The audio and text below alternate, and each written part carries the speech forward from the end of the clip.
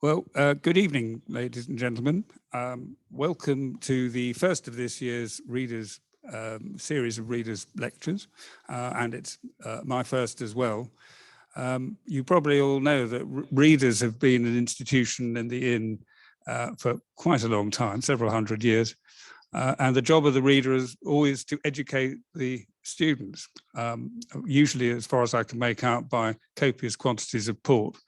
Unfortunately, most of you this evening online will have to provide your own refreshment. So those who are fortunate enough to be here may get some of the Inn's refreshment. So I would encourage you for future lectures, if you get the opportunity, to come and meet us in person. We'll hope that will happen relatively soon. This evening, we're talking about professionals, their regulators, equity and fairness. Regulators aren't always popular with their profession that they regulate. However, they are popular with barristers who practice in the field of regulation. Because the one thing you can say, and I can speak from a little bit of experience in this, the one thing you can say about professionals who are under the microscope of their professional regulator is that they never did anything wrong. They are outraged at what has happened, and they're willing to have their insurers pay to the limit in order to defend them to the very last. And I'm afraid it often is the very last. But anyway, tonight we have one of the most qualified speakers we could have to speak to you on this subject, Master Davies. After conquering the world of academic linguistics, she had a very successful career as a civil servant in the Foreign and Commonwealth Office before training as a barrister. She's been the Deputy Chief Executive Officer of a large charity, Refugee and Migrant Justice, before becoming, and this is where she becomes particularly relevant to us, the Director General of the Bar Standards Board in 2010. She survived there for 10 years, I think, 10 years. And look, she's still looking very young. She is a bencher of our Inn. She now occupies her time as a non-executive of the Crown Office and Procurator Fiscal in Scotland. She is a lay member of the General Medical Council, a lay member of the House of Lords Conduct Committee, now there's a thought, and a board member of the Quality Advisory Committee on Degree Awarding Powers. So it's with great pleasure that I ask Master Davies to speak to you this evening. Thank you very much, Master Reader, and good evening, everybody, and good evening to everybody online. I actually should make a quick acknowledgement of Master Reader. He may not know this, but he's been one of my intellectual heroes for some considerable time, and it was his work on the Mid-Staffordshire Inquiry and its report in 2013 that was an early inspiration of some of my deeper thinking and learning about professionals and regulation. I need also to acknowledge the very varied audience that I've got. There are some eminent expert and experienced regulators. There's some judges with regulatory experience. There is the already regulated community and the soon to be regulated community, all in the audience. So I'm striving to say something that's worth the detour, as it were, for everybody. And I'll admit I've not found that particularly easy. I've also got to satisfy some regulatory requirements for this lecture as a qualifying session for Call to the Bar. But as I was rather heavily involved in laying down what those were, I'm hoping that that's the least of my challenges. I want to talk this evening about the following things. Firstly, what it means to be a professional, whether that's as a doctor, a barrister, a civil servant, an academic. What are the common characteristics of belonging to a profession? To be clear, I've never been the first of those, a doctor, but I'm hopeful that the insights that I've gained from being the others is contributing positively to the roles I now play, for example, at the General Medical Council and on the House of Lords Conduct Committee. Secondly, I want to look at what regulation is, both as a fundamental concept and then as applied to professionals. What are the particular, I might even say peculiar characteristics of the regulation of professionals, and how have those developed? Thirdly, why and how do regulators and professionals intersect? And what do the boundaries of that intersection look like? I'll try to illustrate the evolving shape of the intersection by looking at professionals' use of social media and how regulators respond to that, which is really tricky and contested territory, and at diversity and inclusion in the professions and how principles of equity and fairness need to drive a regulatory response and which we need yet to go beyond. And finally, I'm going to set out my own personal view of how professions themselves, how we ourselves should respond to what regulators may be trying to do, and how the very characteristics of being a professional require us to engage. So what does it mean to be a professional? A few weeks ago on a Sunday morning, I went to pick up some books from my local university bookshop, only to find I'd got the Sunday opening hours wrong and had an hour of spare time to kill before I could do so. So I strolled the 50 metres up the road to the equivalent of this very building in Edinburgh, where I live, and the museum in Surgeons' Hall, something I'd never quite got around to doing.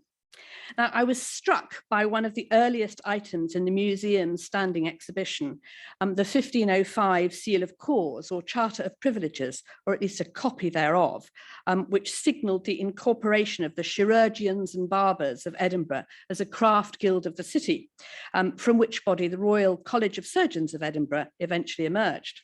It's a wonderful document. I think you can get a picture of it here. Not very good focus there, but anyway, it's a wonderful document in a mixture of 16th century Scots, Latin and English, and I'm not going to attempt to recite it, just in case Master Hodge is in the audience.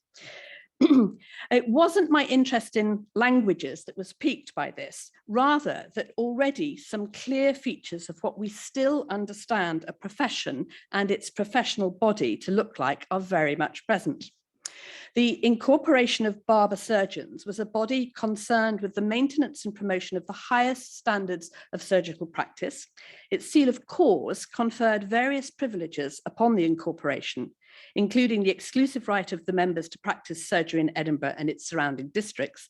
But in return for the privileges, it imposed certain duties and obligations. The most important of these is stated very clearly in the Seal of Cause, that to exercise those rights, you must not be only a freeman and burgher of the city, but also be worthy and expert, diligent in all aspects of the craft, and examined in those before being admitted. Further obligations were that you know everything of the substance and nature of what your work was, or else you be negligent. You were also obliged to be able to read and write. Now, our own, that is Inner Temple's official documentary records as in an Inn of Court, apparently also date from 1505, but I think that's a happy coincidence. The document with similar status for us to that of the Royal College of Surgeons of Edinburgh's Seal of Cause is the 1608 charter granted by James I, or James VI, as he's also known where I live. Now, I think the charter overall may tell us more about land ownership and less about nascent professional identity. Nevertheless, you can recognise yourselves in extracts from the translation of the charter by Professor Sir John Baker. This is a very constrained redaction here.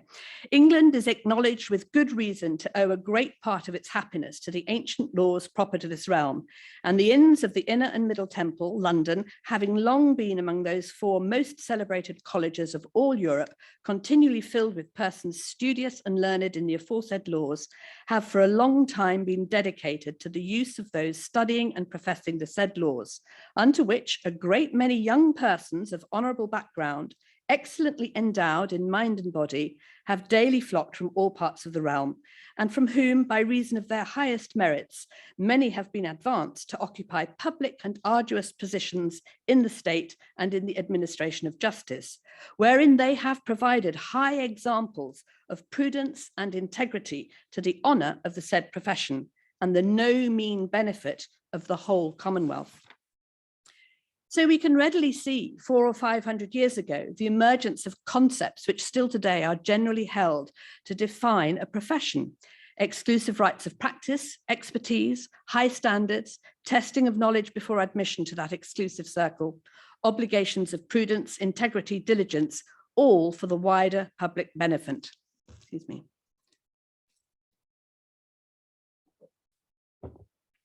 In more modern times, of course, professions have come to be seen as distinct from mere occupations, being granted, in the words of Moorhead and Vaughan, status and privileges by the state, garnering economic rewards and regulatory advantages. on the understanding that they serve a useful purpose for society. A professional makes a technical promise. They will control a complex, even esoteric body of knowledge and skill, and they make a moral promise. They will put that body of knowledge and skill to the public good over their own self-interests, or indeed the interests of a government. They're expected to take personal responsibility for their work on an individual basis and exercise significant independence of thought and judgment. They'll have a code or set of rules to which they have voluntarily subscribed that sets out expectations of their ethical conduct and how they will treat those to whom they offer their services and those with whom they work as colleagues. Those codes describe expected behaviours, at the very least in terms of the specific exercise of the profession in question, and increasingly in relation to a professional's activity beyond their immediate professional sphere, of which more later. And we can see how this manifests itself, for example, for barristers or for doctors in the requirements laid down by the BSB in the professional statement for barristers, in our core duties as laid out in the handbook, and by the General Medical Council in Good Medical Practice. There are many common features across these two professions, and here are a few. Keeping up to date with technical knowledge, but only working within your own competence and giving a competent standard of care and service. Putting clients or patients at the centre of what you do and maintaining confidentiality. For barristers, acting with the utmost integrity and independence at all times in the interests of justice, representing clients with courage, perseverance and fearlessness. Or for doctors, protecting and promoting the health of patients and the public and taking prompt action if they think that patients' safety, dignity or comfort is being compromised. Resolving any conflicts of interest in a way that puts clients, patients or the public interest above their own, not putting themselves or indeed others in a position which might be seen to affect the independence of their professional judgment in doing the best for their clients or patients. Acting with honesty and candour at all times and taking action to deal with mistakes and misconduct. Maintaining the trust and confidence of the public in their profession by not acting in a way that would diminish that trust in either themselves or in the profession as a whole. Being active in the pursuit of equality and respect for diversity, not tolerating unlawful discrimination in themselves or others. Being personally responsible for their professional practice and prepared to justify their decisions and actions. Now, it's not a minimalist literary device that the BSB handbook and good medical practice are drafted in the second person. You will, you should, you must not. It's because what's in these documents bites on you, us, for all of the barristers listening, personally and individually and inescapably. Now, looking more widely to regimes to which I've had exposure, the Civil Service Code sets out core values which should by now sound familiar. Civil servants sign up to acting with integrity, putting the obligations of public service above their own personal interests, not putting themselves in positions where that integrity might be thought to be compromised. Honesty, objectivity, impartiality, acting solely according to the merits of the case and serving equally well governments of different political persuasions. And if you are a civil servant, you must carry out your responsibilities in a way that is fair, just and equitable and reflects their commitment to equality and diversity. So, in another regime with which I'm familiar, the House of Lords, where an arguably more deferential third person is used, we find that members of the House shall base their actions on consideration of the public interest and shall resolve any conflict between their personal interest and the public interest at once and in favour of the public interest.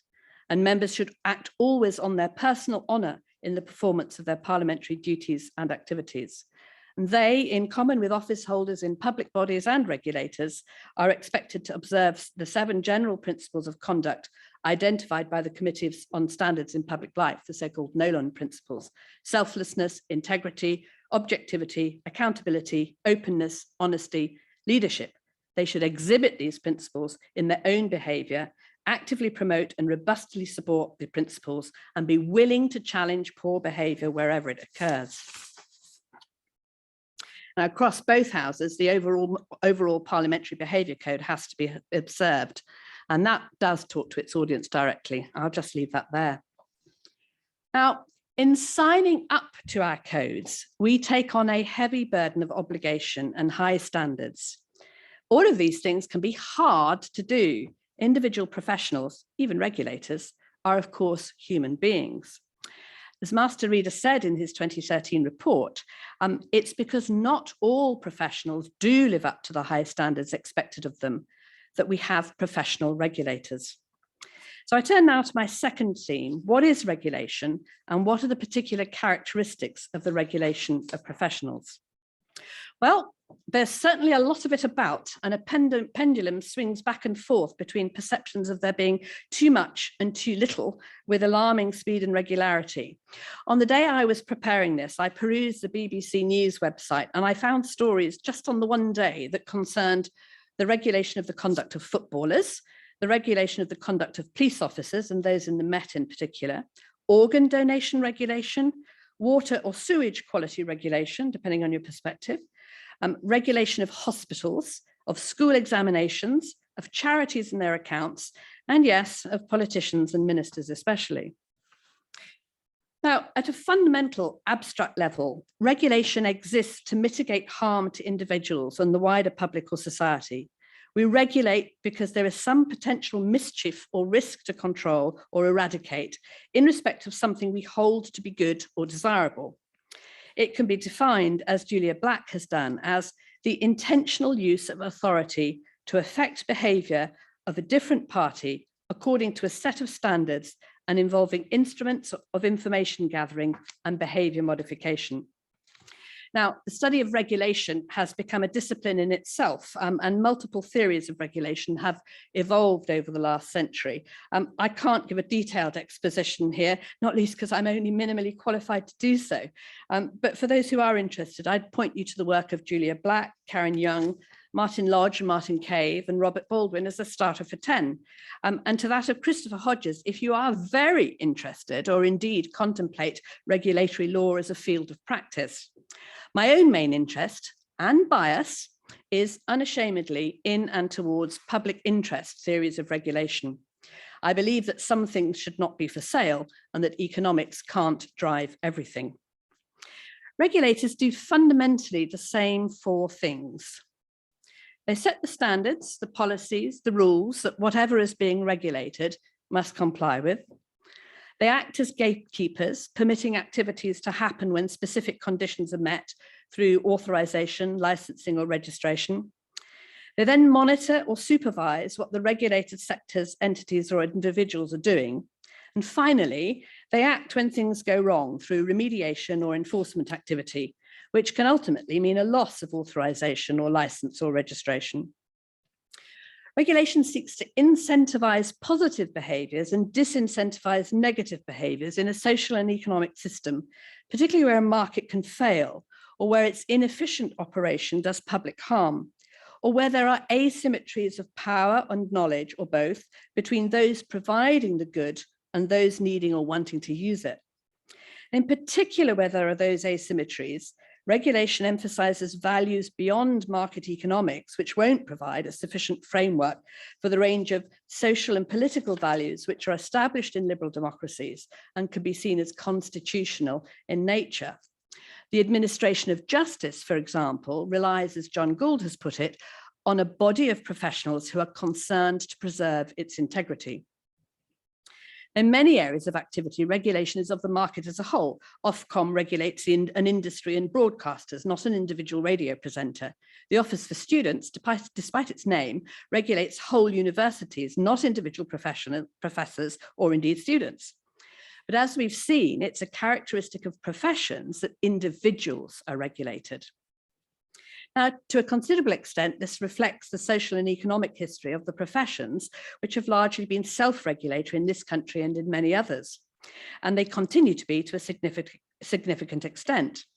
By self-regulatory, I mean that those who practice the profession in question have had what Tanina Rostin has called the authority to delineate a sphere of expertise, establish qualifications for membership, limit competition from non-members, and impose ethical rules of conduct. As Rosten describes, through the 19th and 20th centuries, as economic and social change drove exponential increases in both demand for and the existence of specialized knowledge, the professions were able to enhance their status and indeed their control over their own activities. Professional bodies, regulators of the day, drew in universities whose specialist programs would become tied to entry to the professions. They were also able to draw in governments struggling to deal with the challenges of rapid capitalist expansion.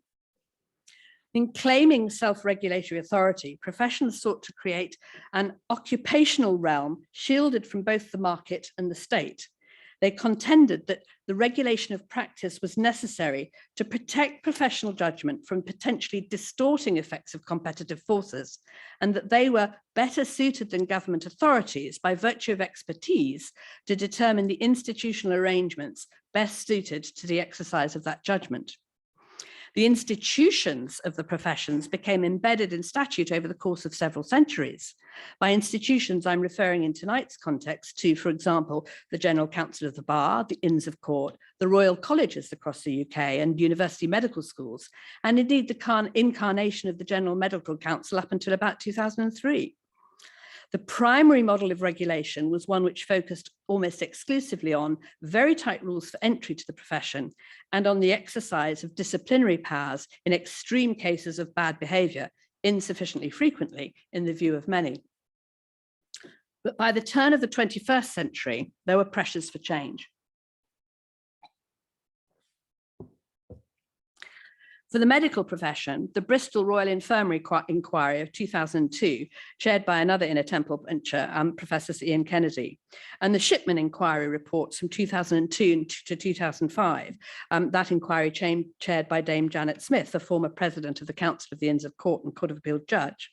They were the catalyst to transform the GMC from being, as the Shipman reports put it, an organisation designed to look after the interests of doctors, to transform it then to the patient and public interest focused body that the 1983 Medical Act surely presaged and by a 2002 amendment actually required. Regulation was professionalised, governance transformed to include eventually 50% lay members on an overarching council of 12 appointed, not elected members. Eventually, there was an establishment of an oversight regulatory regime across all of the individual health professions regulators, incarnated since 2012 in the Professional Standards Authority, or PSA as it's known. For the legal professions, the pressures for change to the regulatory model were different. In very simple terms, there was what Tanina Rosten has called the erosion of cultural and political authority in a number of ways, not least of which was an apparent failure to address incompetence and client neglect, and a perceived failure to prevent clients from engaging in conduct that harmed third parties in the legal system itself.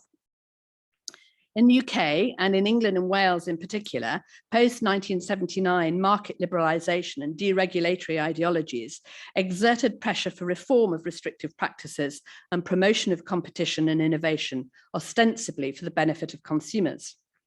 The Legal Services Act of 2007 was superimposed on the pre-existing self-regulatory arrangements, giving us, as John Gould puts it, a regulatory framework which is far from straightforward for lawyers, let alone clients, to navigate. An important feature of the 2007 Act was a new means of resolving complaints from consumers about poor service in the form of the legal ombudsman. But more importantly for my purpose tonight, it contained the first real steps away from exclusive self-regulation of lawyers.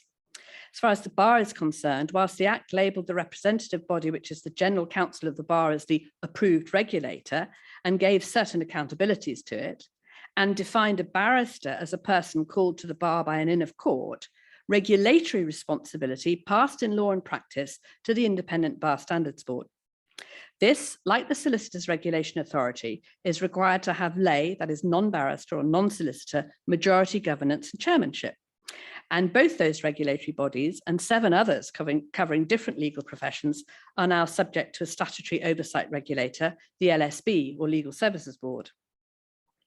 And the oversight regulators and the frontline regulators, both in the health and legal professions, all now find themselves, to a greater or lesser extent, somewhere between those poles of market and state, enabled through their current governance arrangements to retain what has been defined as epistemic and stakeholder benefits of self-regulation, while minimizing the risk of self-interested behavior and fostering public accountability. Now, that balancing act is exemplified in the statutory regulatory objectives laid down in the Legal Services Act, which include protecting and promoting the public interest, supporting the constitutional principle of the rule of law, improving access to justice, protecting and promoting the interests of consumers, promoting competition in the provision of services, encouraging an independent, strong, diverse and effective legal profession, increasing public understanding of the citizens' legal rights and duties, promoting and maintaining adherence to the professional principles. And those professional principles will by now sound familiar: acting with independence and integrity, maintaining proper standards of work, acting in the best interests of clients, complying with the duty to the court to act with independence in the interest of justice, and keeping the affairs of clients confidential. And for completeness, I can assure you that a similar exemplification of public interest and professional objectives can be found in Section 1 of the 1983 Medical Act in respect to the GMC, but I won't recite those. I want to look now a little more empirically at that balancing act and turn to my third theme: why and how regulators and professionals intersect. Now, this picture of the back of a watch with lots of cogs, for anybody watching who isn't relying on a text interpreter or something like that and needs an explanation of a picture. This Longines antique 21 jewel chronometer features a so-called snail regulator. Now, you might think snail is an apt, if entirely apocryphal, analogy for the speed with which regulators sometimes act. But the real analogy here is with what the regulator in the timepiece does. I'm no horologist, but I understand that the regulator in a timepiece, in very simple terms, is the device by which the rest of the timepiece is kept accurate. And what interests me about this image is the absolute interconnectedness and mutual dependency of the many parts, collectively doing something very important and useful, not able to do that if one of them is broken. It's a metaphor for the regulation of professionals. No regulator in a constitutional democracy, or indeed a government or a police force, can act effectively without the legitimization, trust and confidence of those subject to its regulation, or indeed of the public the regulated profession serves. In order to uphold the social contract the professions have with the public, regulators set great store by the requirement on those they regulate not to behave in a way that is likely to diminish trust and confidence which the public places in them or the profession. As the then Sir Thomas Bingham put it in Bolton and Law Society in 1994, the reputation of the profession is more important than the fortunes of any individual member. And this is no less true in respect to the regulation of doctors, as good medical practice makes clear. You must make sure that your conduct justifies your patients' trust in you and the public's trust in the profession. And in this sphere, as indeed in many others, it's the regulator that holds the ring between the profession and the public and must resolve any conflict in favour of the public interest. Not behaving in a way that diminishes public trust and confidence is a duty which applies at all times for most professionals, barristers and doctors alike. This necessarily means that the regulator can and sometimes will encroach beyond the sphere of purely professional practice and into the personal sphere. Where is the boundary between the two? Regulators must, of course, uphold basic rights. I'm thinking in particular of the right to respect for private and family life, freedom of thought, conscience and religion, to freedom of expression, and to freedom of assembly and association. But you will all know that those are qualified rights. Otherwise, lawful behaviour can found a charge of professional misconduct. Do you take the view that the renowned legal journalist and commentator Joshua Rosenberg expressed recently? So long as lawyers behave lawfully, they're entitled to a life outside the law. Or is your position closer to mine and that of the president of the Solicitors Disciplinary Tribunal, writing in his 2020 annual report? It's impossible for solicitors to leave their practicing certificates at home completely and expect to act with total impunity in a personal capacity. It would be most odd if appalling behaviour in a personal capacity could completely be disregarded in terms of whether it also constitutes professional misconduct, or whether it calls into question the integrity of an individual. And reporting publicly on the last year of activity, the BSB noted, we continue to see a high volume of reports about barristers' conduct outside their professional life, with 16.9% of cases assessed this year falling into that category. This is up from 7.9% in the previous year. This is not unique to the BSB, and it's common across regulators in other sectors. We believe that we need to look at our approach to handling these types of report so that we're clear about where our regulatory jurisdiction lies. Now, the advent of social media has turned this question into a really difficult one, challenging regulators and their tribunals and professionals in both their working and personal environments. The BSB went on to report that a marked facet of the increased reports I've just mentioned was indeed in relation to inappropriate use of social media.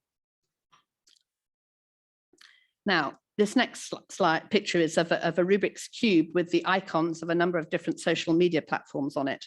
I have never yet solved a Rubik's Cube, and I don't propose to solve this professional regulatory challenge tonight, rather just to highlight the nature of those challenges and ask you to reflect on them. I should make very clear that I will not reference directly any live or recent specific regulatory cases, and you should not take anything I say as doing so even indirectly. I came across a tweet just last week from a regulated professional whom I've never met and I've never heard of. The gist of the tweet was that they simply couldn't understand what posting on a personal Facebook page on a particular topic had to do with their professional role. Surely putting a disclaimer at the start of every post should cover off any regulatory concerns. Problem is, as both the BSB and the GMC say, the inherently public nature of the internet means that anything you publish online could be read by anyone and could be linked back to your professional status. Things that you may have intended for friends or family may become more widely available. And the fact that I happened to come across this tweet rather made the point. Now, regulators in a number of professions have issued guidance to those they regulate to help shape behaviour and show more objectively what sorts of behaviour might be more likely to diminish trust and confidence in the professions in this sphere. I summarise some aspects of the BSB guidance rather than quote directly. They warn that comments designed to demean or insult, especially in heated debate or argument, might take you into the territory of unlawful discrimination. Tone and content matter. What you consider an acceptable taste may be profoundly distasteful to others. Communicating via social media might also compromise client confidentiality and raise security and privacy issues. Your geotag may reveal much more than you think it does. When taking a more assertive approach and issuing a formal warning notice to their profession in late 2019, the SRA reminded solicitors that the principles in the SRA's regulatory framework extend beyond the sphere of practice and into all areas of their life, making the interesting point that social media, by its nature, tends to encourage instant communication without the necessary forethought. We may all have been there. And this risk tends to be greater when you're outside of work. They went on to warn, you must at all times be aware of the content you're posting and the need for professionalism. In fact, a more recent and detailed set of indicators of what regulatory risks you may be taking and what's likely to shape the diminution of public trust and confidence through using social media can, in my view, be discerned in the very commendable recent uptake from the Bar Tribunals and Adjudication Service of its sanctions guidance. Was very clear that in these cases, the cases the regulator must deal with, and when the need arises, their tribunals too, these cases are always fact and context specific. And they do take account of the problem that, as revealed by PSA research, there may be limited consensus on the types and seriousness of behaviours which are likely to damage public confidence. And the public have different views in relation to different professions. Research suggests the public may be more tolerant of certain behaviours amongst some professions than others. And indeed, the SRA's work in this area drew similar conclusions and also showed that professionals' own views of what should be seen as serious vary quite considerably. As if to underline the difficulty of solving the Rubik's Cube again, the scenario in that research with the widest variation in the views of its seriousness was under the nebulous heading unbefitting conduct and involved a social media post after a night out. I want to turn now to another area of intersection of professionals and their regulators, where regulators have in the last decade moved upstream and sought to nudge or indeed firmly to push the cogs in the professional machine so that they turn more swiftly and effectively towards the common good. Professionals are all working in an organizational context or system, including at the self-employed bar. And regulators have become more ambitious about influencing context and playing a role in not just keeping up with, but also informing wider debates. Not least of these is in relation to equality, diversity, and inclusion. But appreciating and influencing context can be quite a challenge for regulators too, in part because they tend to set standards and rules in absolutist terms. And their perceived power means that not every institution or organization is particularly happy when they find the regulators' tanks on their lawn. Now, the BSB has, as a public body, general and specific duties under the 2010 Equality Act. It also has, as we've seen, a statutory regulatory objective of encouraging an independent, strong, diverse, and effective legal profession. It identifies working cultures and professional environments for barristers as a risk to the achievement of the statutory objective. But quite rightly, its rationale for its ambitions in this area go beyond the mere legal. In its current equality strategy, the BSB asserts two further reasons for what it does in this space. A public interest rationale, a profession which is representative of the people it serves, is more likely to meet the diverse needs of clients, and in doing so, will be more likely to maintain the trust and confidence of the public, as well as support for the rule of law. And a moral rationale. The BSB believes that the promotion of equality and diversity is morally the right thing to do and helps to combat social injustice. It's unfair for a person to experience disadvantage or discrimination on the basis of difference. So how do those rationales get wired into regulatory systems and practice? Well, regulatory codes, the black letter ones, fundamentally show you how to belong to a professional group, how to behave in an organizational context or system, and what will happen if you breach the code. Ultimately, you will be excluded from the professional group. It would be profoundly naive to suggest that there are not also unwritten codes, cultural codes, which are exclusionary in quite a different way.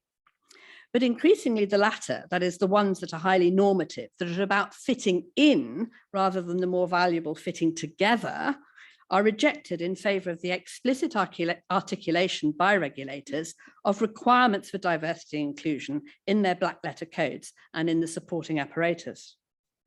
Light has been shone on the less acceptable cultures of the professions as part of doing so. Regulators shine that light through collecting information, analysing and publishing it, for example. Hope you've seen the latest BSB intersectional analysis on differential earnings at the bar. This attracted considerable interest because of the story it tells about the difference between Black female earnings and white male earnings at the bar. It's clear that regulators cannot proactively pursue an agenda about equality and inclusion without engaging with others, and indeed exercising a delicate combination of regulatory force and soft power, consistent with that model of professional regulation that now exists, which I described earlier. Regulators have moved steadily away from the promotion of baseline equality of opportunity as a driver of a meritocratic agenda contingent on historical and embedded hierarchies of power, which has only ever had variable degrees of success. They're now accelerating towards an appreciation that equity and fairness are more appropriate concepts for the achievement of their objectives and may indeed produce better results, but require a different and more sophisticated approach. Consider this picture. It's pretty much become a meme, so you may well have seen it before. It dates from 2012. The artist is called Angus Maguire, produced it for something called the Interactional Institute for Social Change.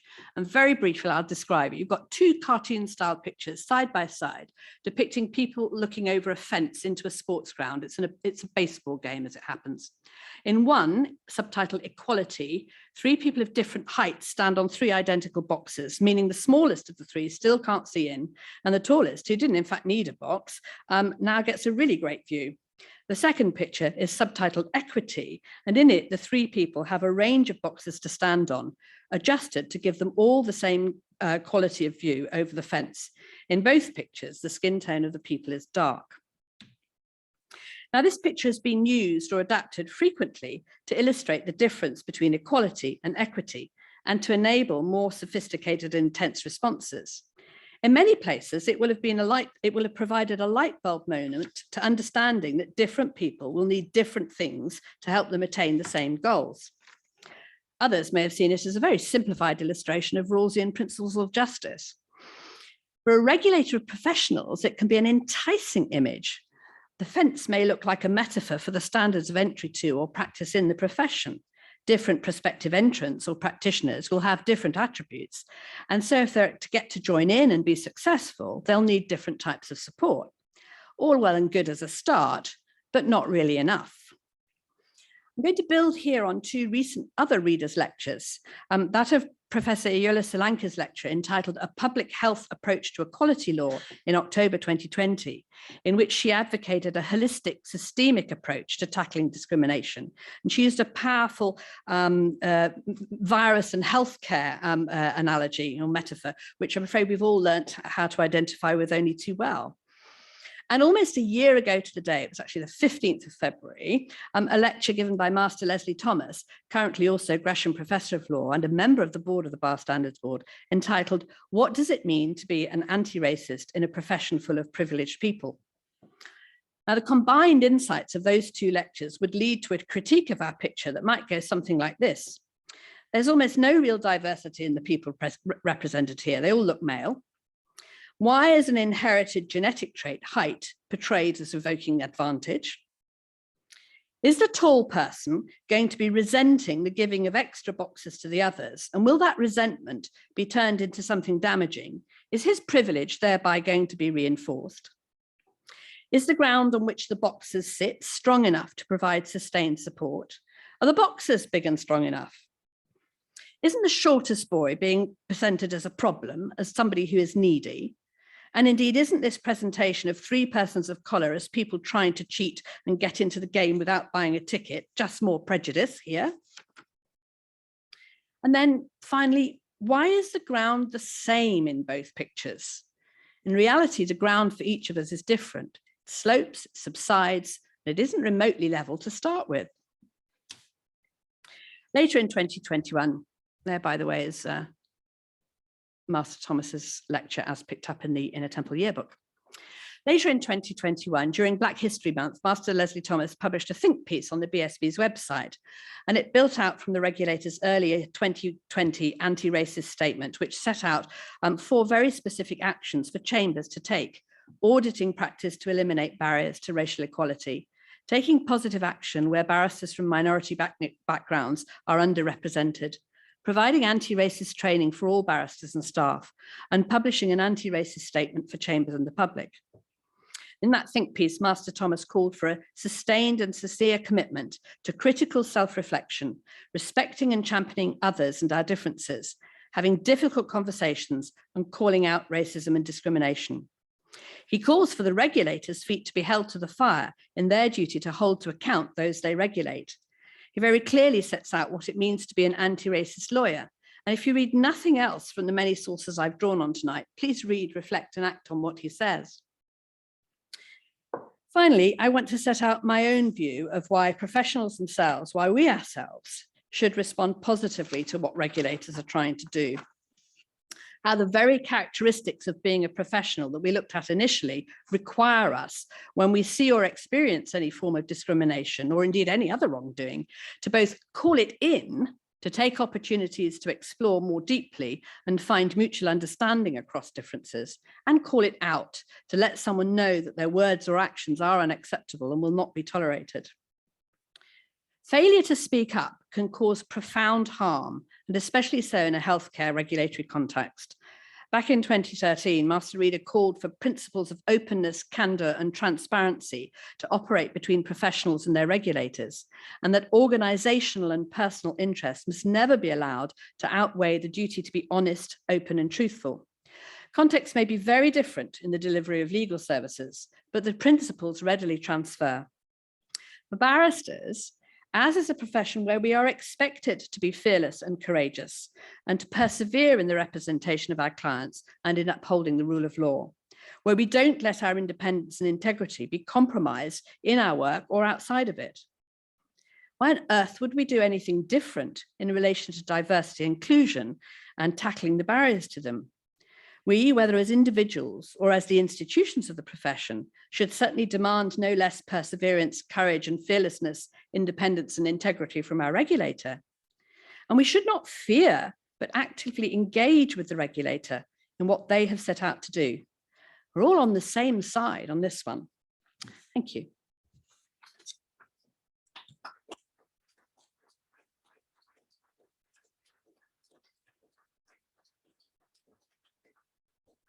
Well, thank you very much indeed for that, Master Davies. It was an enlightening tour de force from medieval times through to today. Just in terms of, I don't know if you all know the drill, but firstly, Master Davies has kindly agreed to take questions from the audience in this room, but also we will very much welcome questions from those of you who are online. Those in the room can use the old-fashioned system of raising a hand, and someone will come near to you with a microphone. Those of you who are more remote need to use the Q&A tab on your screens, and the question you type in, and I don't mind about typos, should appear on the screen alongside me. If it doesn't, Kerry at the back will tell us what it is. So firstly, open to the room for any questions from here. I should say I'd quite like to claim the right, if there's somebody better qualified to answer the question sitting here listening, which there may well be, I might bounce it. No one's, while you're all thinking of the question, let me use my privilege to ask you one, if I might. You've talked very eloquently about equity and the need to have rules about equality, diversity and inclusion. To what extent do you think that it's within the power of a regulator, as opposed to those us in our daily lives, to, through rules, to change behaviour as opposed to changing the appearance of behaviour? I think that's a very, very good question. And if you'd asked me that question 10 years ago, I think I might have had a slightly different answer then to now. One of the reasons why I think regulators have, if you like, moved into this space is because they saw that actually things weren't moving fast enough in terms of equity and fairness. And that by, in particular, publishing information, shining lights, speaking out about what was happening, that in and of itself could help influence behaviour. I'm a little bit dubious, I have to say, and this is not something I would ever necessarily have said publicly as Director General of the Bar Standards Board for obvious reasons,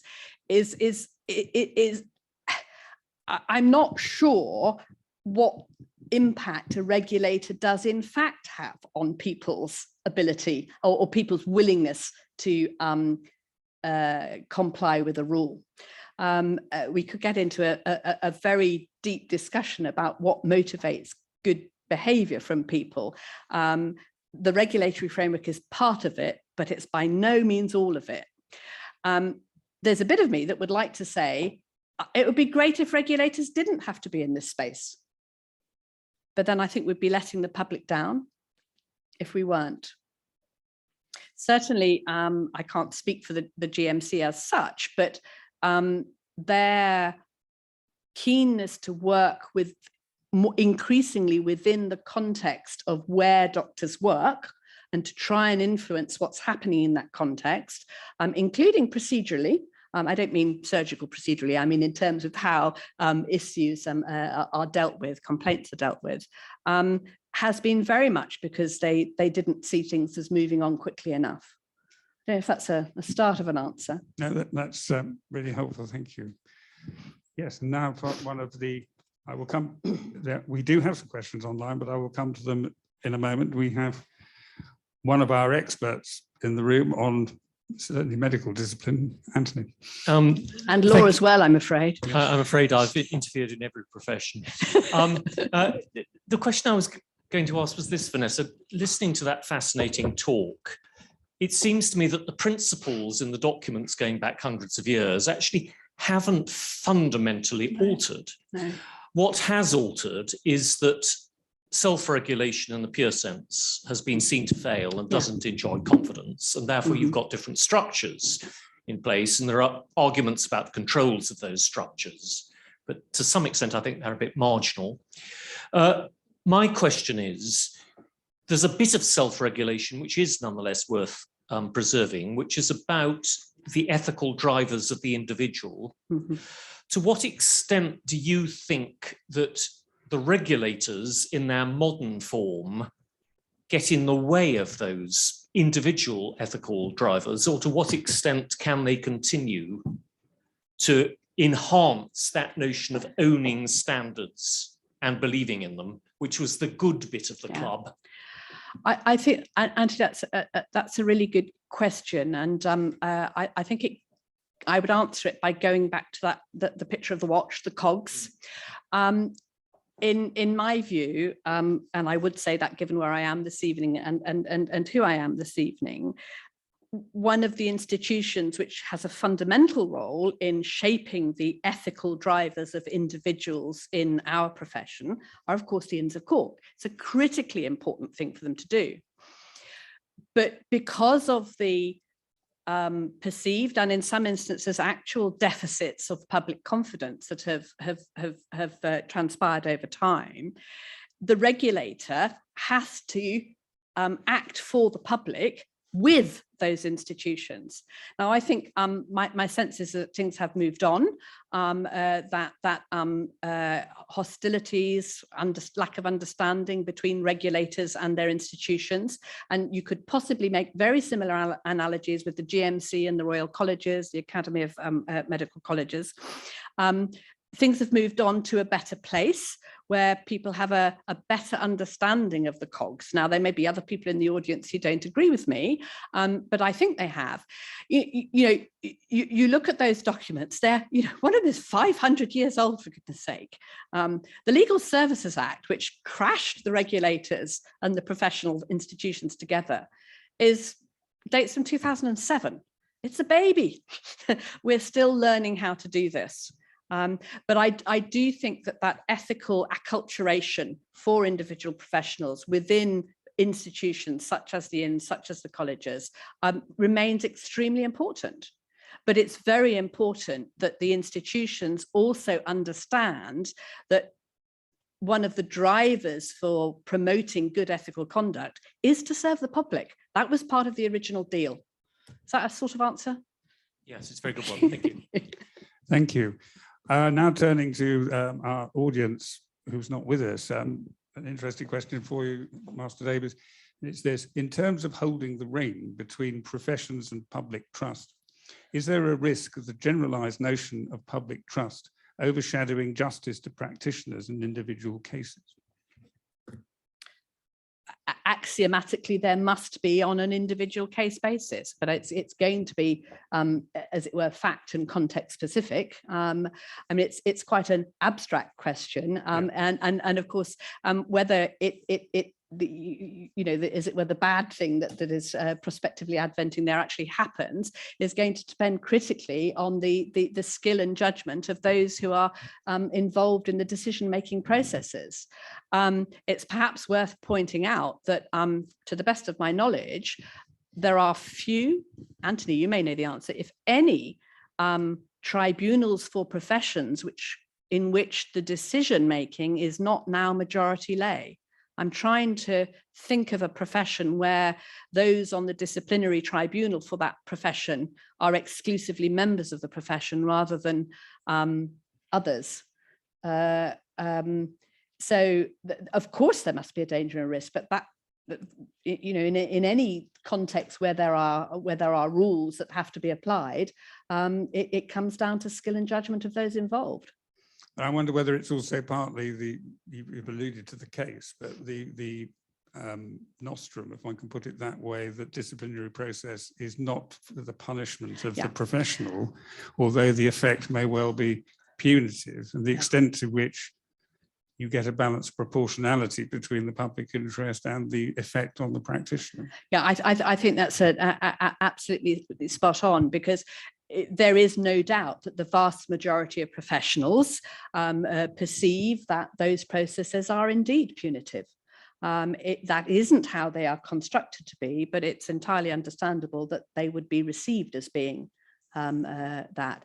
I think that if you look at how some of the actions which a regulator can take once misconduct has been proven, those have evolved over the last decades, and there is a much bigger emphasis on remediation, whether the practitioner has shown insight, understands why whatever it is that they have been proven to have done was not the right thing to do. And again, it's perhaps not bedtime reading, but I would commend the BTAS sanctions guidance update. It's a really good new model of or new expression with the clarity that it brings to understanding of those concepts. Thank you. So the next question has two parts to it. The first is there a code of practice for regulators? And the second part is it written in second person as the bar code of practice and the GMC is? If not, what's the effect of that? Right. To the extent that there is one, there actually are various codes for regulators. There's no doubt about that. But perhaps the most specific thing I would point to in relation to the two regulators that I've talked about most today is the framework that the oversight regulators set out, be it the Legal Services Board for the legal professions, the Professional Standards Authority for the health professions, where they effectively set out the framework for what good regulation looks like, and where they check in on what regulators are doing from that point of view. Ultimately, of course, many of the procedures and processes of regulators are challengeable through the courts. So we can be held to account. I know there is sometimes a perception who regulates the regulators, but actually the regulators are regulated. And including the super regulators. Yes, we have another question in the room, a bit like an auctioneer here. Over. Talk is quite interesting. This might be another more abstract or general question, but I'm curious to know your opinion on whether there should be regulation of how female professionals dress and whether that does have a bearing on public benefit. Wow. I was told to dress according to this sort of code. I dared to put some color in. It's a very dark color that I added into it. I think the short answer is no, I do not think there should be such regulation. And, I can speak relatively freely these days because I'm semi-retired. There's been a lot of Twitter activity recently about whether wigs should still be worn, for example, although most of what I've seen recently was not in fact in relation to females. So short answer is I don't think there should be regulation. I do think that any practitioner, whatever their sex or gender, needs to think carefully about what they're doing and what the public perception of their behavior, which may well be signaled by what they wear.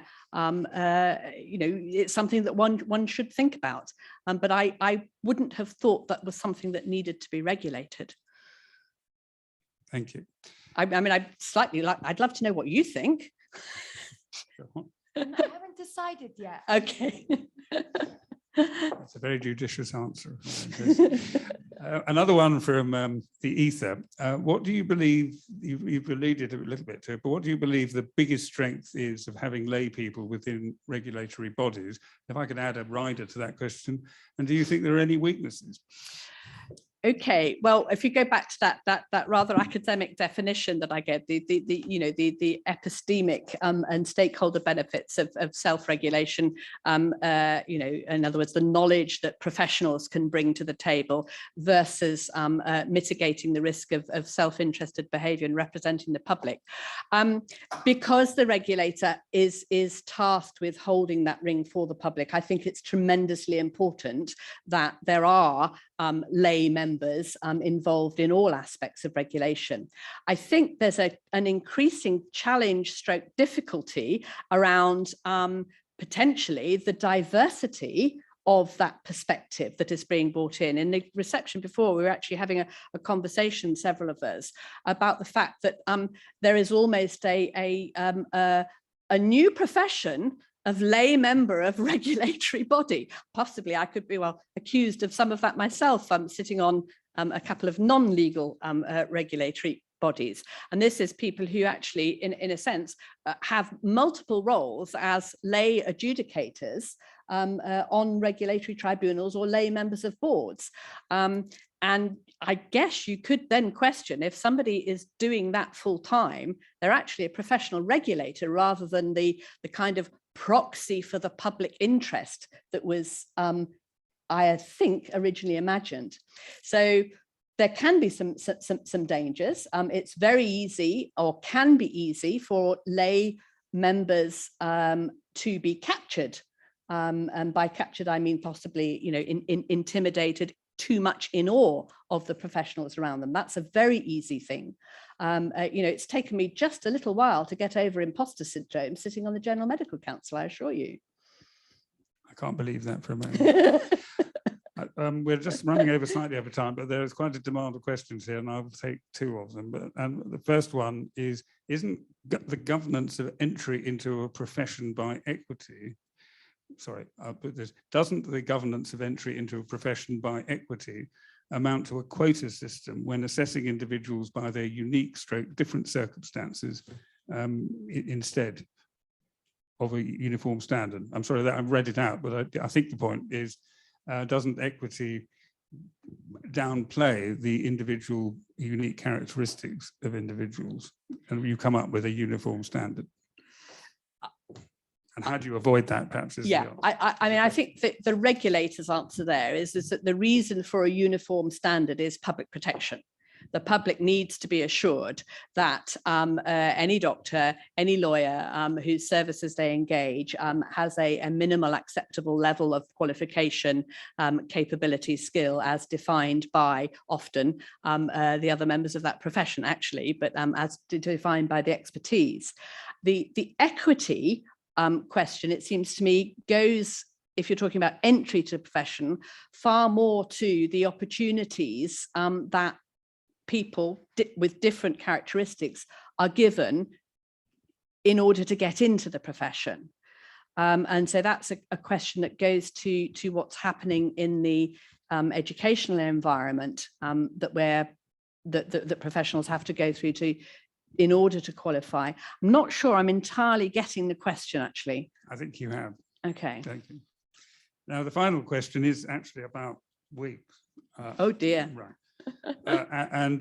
You recollect, and it's not asking for a comment on the particular case, at least the way I'm phrasing it, that went, is there's a report of a barrister who was criticised for feeling unable to wear a wig because of the inability to put it on top of their afro hairstyle. And the question really is this case, or indeed one might broaden it to the use of wigs generally, indicative of a distance between where the profession wants to be and where it in fact is? Right. I have moderated the question to enable you not to talk about the specific case. Well, I will not talk about the specific case, and I will talk then much more anecdotally and in, if you like, a personal and private capacity, and say that the first time I went to watch anything happening in the Supreme Court, I thought, gosh, this is better. Enough said? Enough said. But I think we can carry on that discussion after you finish. But Master Davies, thank you very much indeed, not only for a stimulating lecture, but also your patience and indeed eloquence in dealing with the questions we've put to you. But thank you very much indeed. Thank you.